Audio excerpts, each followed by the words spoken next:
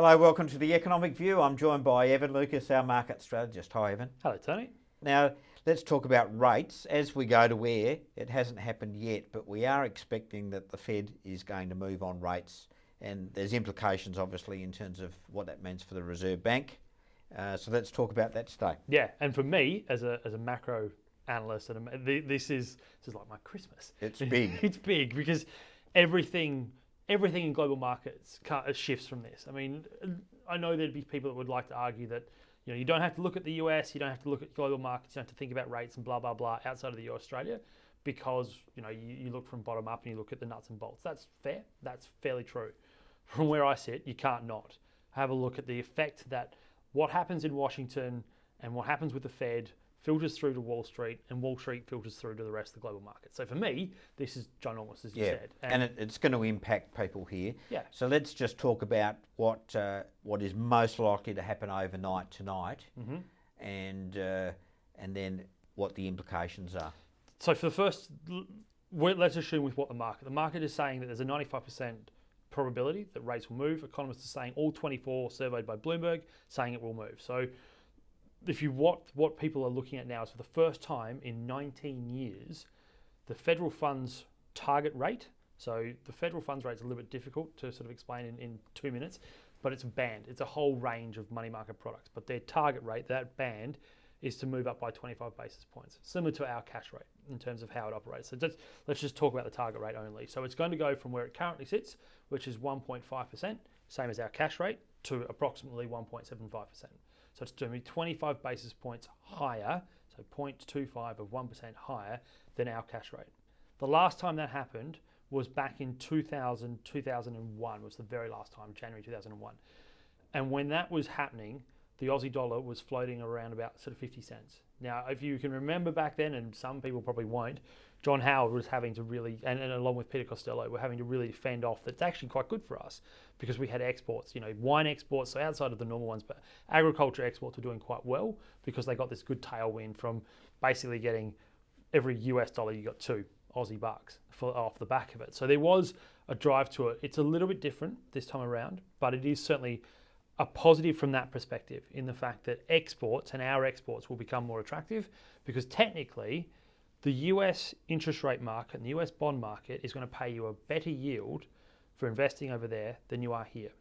And the way you've got to argue this, and this is really simple theory-wise, do you believe the US government is going to default? In short, no. Under theory, they are the safest government on the planet. And that is why it's more attractive, because the US economy, the US government is a bigger behemoth than we are, and therefore unlikely to default more than Australia. Even though we're AAA credit rated, it's very, very, very unlikely.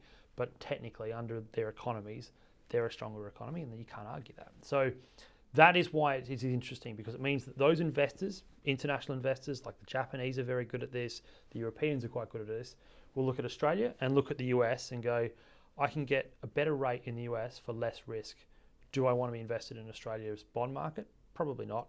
So they have to therefore sell out of their bond, sell their Aussie dollars, buy US dollars to buy the US bond. And that's why the Aussie should fall. So that's one point. The second part of your question was around interest rates and what that means. And let's look at that from an Australian-centric point of view.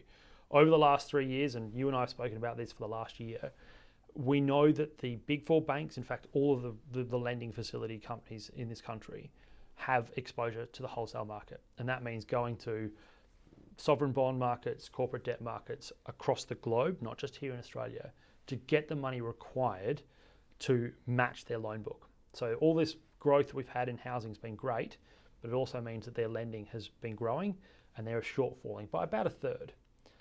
Over the next 2 to 3 to 4 years, as the Federal Reserve moves further up the chain, that will mean that when renewals come for their lending in the Americas particularly, they are going to be having a higher rate. And that therefore probably means that for you and I as mortgage holders, we'll see that come through, because they have to cover that cost. So there's push and pull factors here. And that's why, for me, it's quite an exciting period, and it definitely will affect you one way or the other, through your investments or possibly through your exposure to the housing market, etc. Yeah, I think from the investor point of view, we have to all know, if we don't already, that the whole world is interconnected. Correct. Globalization is is here. It has happened, and we are interconnected in every single way. Yeah. And that, embrace it. It's still a very good thing. It provides, bettering yourself is all part of this as well. Is that nations have bettered themselves by trading with each other, and that's globalization. Yeah. So what can investors do here to perhaps sort of piggyback into the trends that are going to happen? Like, for instance, if the Aussie dollar does drop, Yep.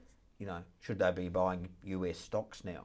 It's certainly been part of it. I mean, admittedly, if you look at those Australian listed firms that have big US dollar exposures, they've been doing quite well. You can pick out things like Macquarie, you can pick out things like CSL straight off the bat that have good tailwinds from FX like that.